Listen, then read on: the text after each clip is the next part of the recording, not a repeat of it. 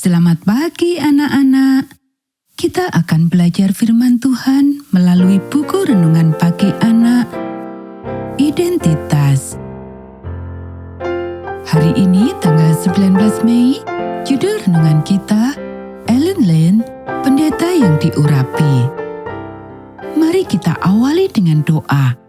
Bapa di surga, kami akan belajar firman Tuhan. Tolong kami supaya kami dapat memahami firman Tuhan. Dalam nama Tuhan Yesus kami berdoa. Amin. Anak-anak, ayat inti renungan pagi kita hari ini diambil dari kitab Yesaya pasal 6 ayat 8. Lalu aku mendengar suara Tuhan berkata, "Siapakah yang akan kuutus dan siapakah yang mau pergi untuk aku?" Maka sahutku, "Ini aku, utuslah aku." Di Ypsilanti, Michigan, 2 orang anak muda menghadiri sekolah untuk belajar menjadi guru.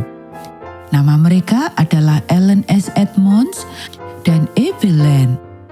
Mereka saling mencintai, menikah, dan membeli sebuah ladang pertanian di Bedford County. Tetapi mereka terus membaca seruan di Review and Herald bagi orang-orang Advent yang berkomitmen untuk masuk ke dalam pelayanan.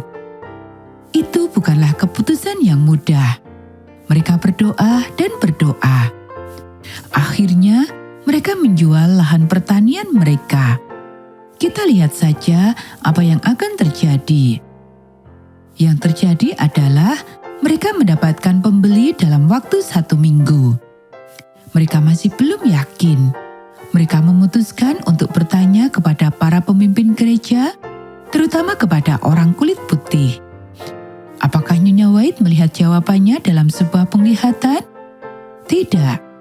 Dia dan suaminya mengatakan kepada keluarga Lance bahwa mereka harus mengikuti keyakinan mereka. Ellen dan Abby tahu bahwa mereka benar.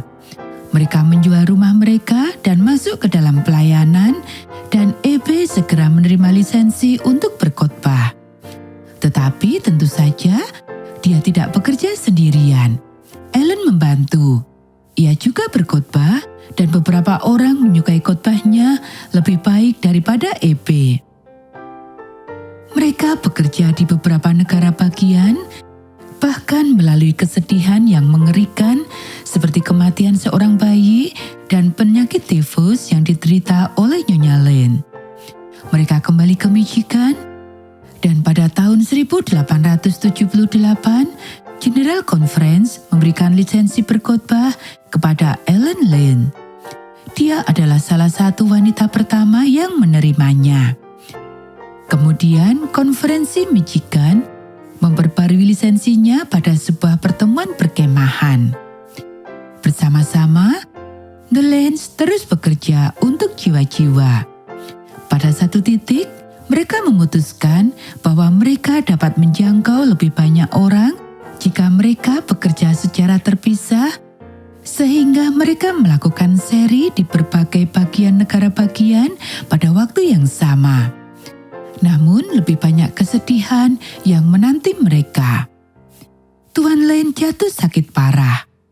Pada awalnya, ia tidak memberitahu istrinya karena tidak ingin mengganggu pertemuannya. Namun kemudian, dia mulai menyadari bahwa itu benar-benar serius, jadi dia mengirim kabar. Itu lebih buruk dari yang dia kira. Dia meninggal hampir seketika. Anak-anak, Nyonya Lane yang malang. Dia bersedih dan berduka, tentu saja. Tetapi dia tahu dia akan bertemu dengan orang yang dicintainya lagi, dan sementara itu ada lebih banyak orang yang bisa dijangkau. Jadi dia kembali bekerja sendirian karena dia tahu bahwa dia tidak pernah benar-benar sendirian. Anak-anak, demikianlah renungan pagi kita hari ini. Mari kita akhiri dengan doa. Tuhan, dari yang penuh kesedihan, saya berharap dapat bekerja sama dengan seorang rekan bagimu. Tetapi, jika saya harus bekerja sendirian, ingatkan saya bahwa kami tidak pernah sendirian. Engkau selalu bersama kami, bahkan ketika dunia ini tampak berantakan.